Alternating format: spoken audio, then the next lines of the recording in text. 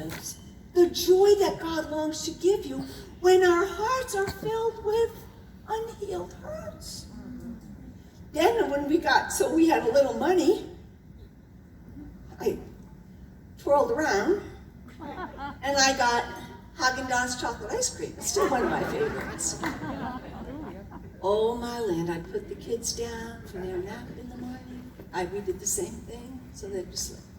And I'd go to the refrigerator.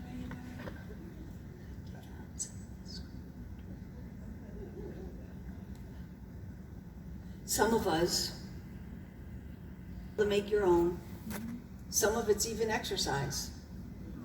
Some of it's good stuff. But it's all with the purpose, not of maybe experiencing the joy. And I'm not saying it's negative to do exercise. That's not what I'm saying. But I'm saying that becomes our default.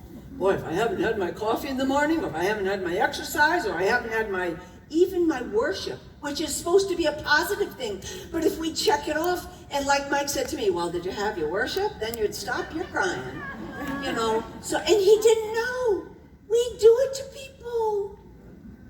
We're cruel because our hearts are still filled with unhealed hurts.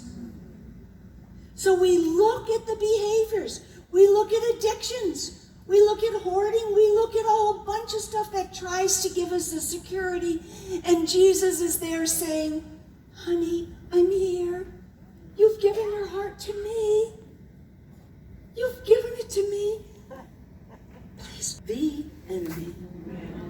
And Jesus said, would you trust me?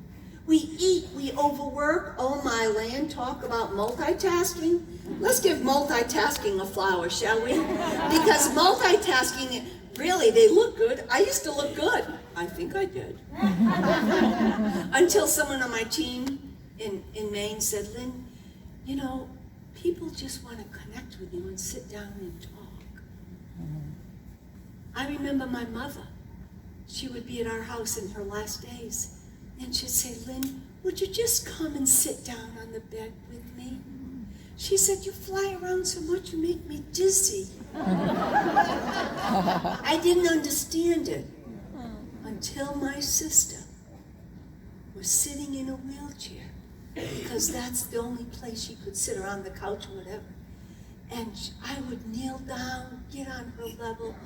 Oh my land, did we have a good time.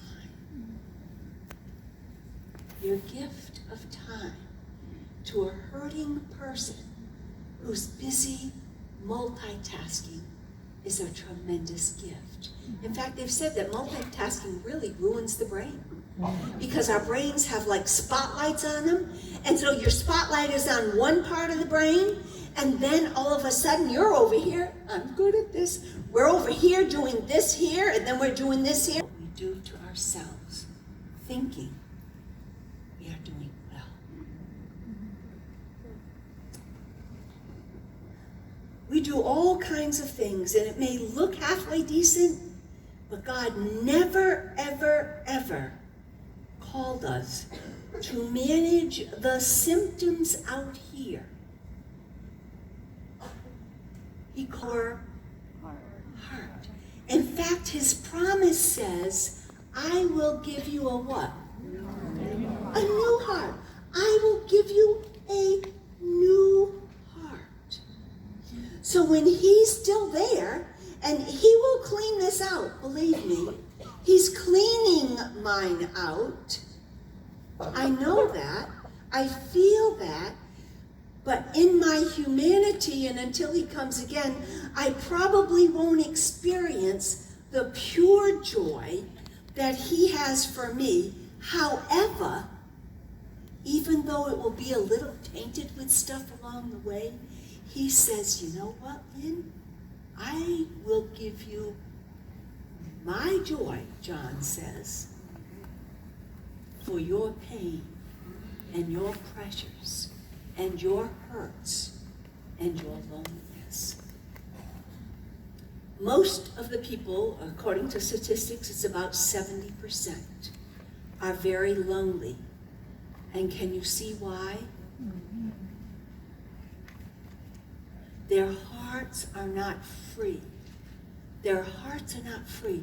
And they go around saying, oh, I've got to not do my addictions. I've got to not multitask. Ooh, we fall apart.